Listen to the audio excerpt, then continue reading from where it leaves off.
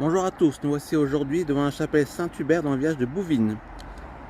La légende raconte que Saint-Hubert de Liège, alors jeune seigneur, était passionné de chasse.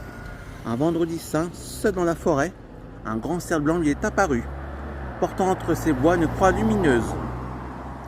Hubert le pourchassa jusqu'au moment où le cerf lui demanda pourquoi perdait-il son temps et son âme à ne penser qu'à chasser.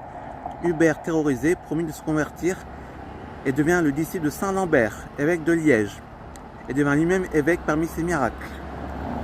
Il soigna des malades atteints de la rage. Il est le saint patron de Liège, en Belgique. Cette petite chapelle édifiée au croisement de la rue Félix Dehaut et en direction de Cisoing, de la rue Saint-Hubert, fait partie de la propriété du monastère.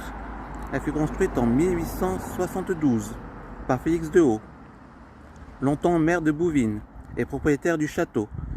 Mordu par un de ses chiens de chasse enragés, il fit vœu, s'il guérissait, d'élever une chapelle dédiée à Saint-Hubert, le saint patron des chasseurs.